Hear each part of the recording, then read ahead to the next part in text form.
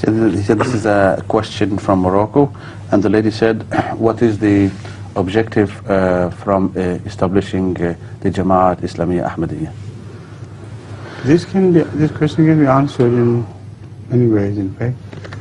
First of all, who can establish any Jama'ah among the Muslims except Hazrat Muhammad Rasulullah sallallahu alaihi wasallam?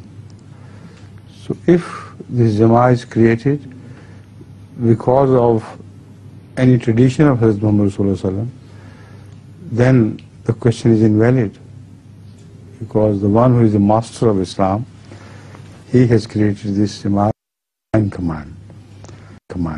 And that is the only Jamaat in that case which has authenticity within Muslims.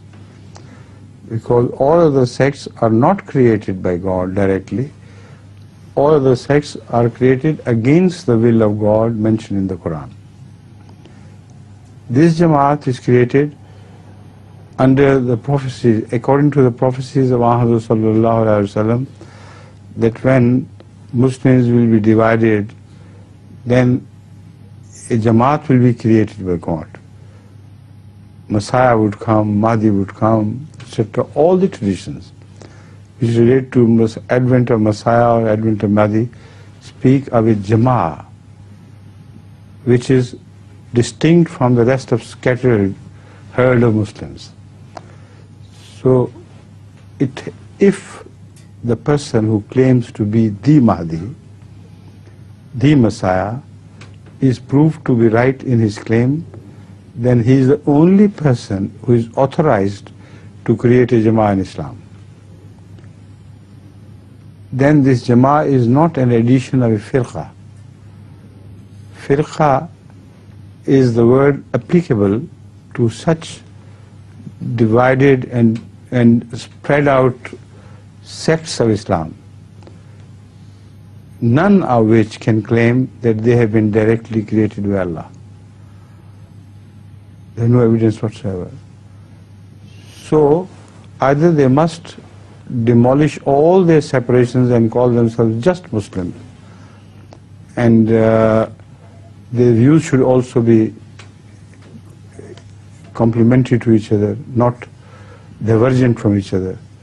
The doctrines should be that of unity, and all the expressions of their doctrines should lead towards unity of Allah.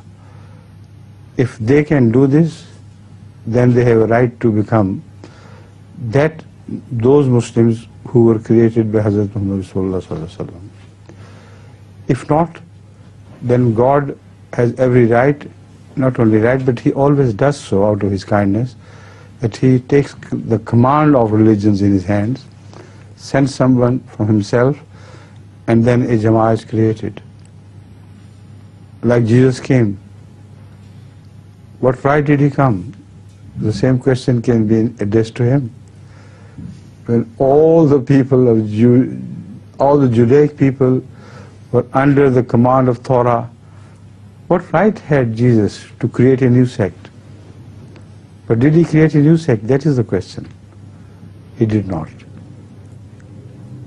All the Jewish people, though directly under the command of Torah, were completely divided, broken into sects and schisms, and they had no unity left in them. That is why Jesus was sent, and that is why He created the Jama'ah, which ultimately overwhelmed all the Jewish sects and became the most dominant Jama'ah all over the world. So this is the beginning of that creation of a Jama'ah in Islam, which is bound to follow the history of Christianity in this sense, that if Jesus was sent by God, then His Jama'ah had to become most numerous. And our Jama'at in the last 100 years can be studied from that point of view. This Jama'at started with one, and now it has reached beyond 1 crore, 10 million, and spreading faster and faster. So this is what happened to the early Christianity, but not as fast as it's happened today to us. These things should be sufficient to satisfy the questioner as to why Ahmadiyya Jamaat was created. Right? Is this the question? Yes.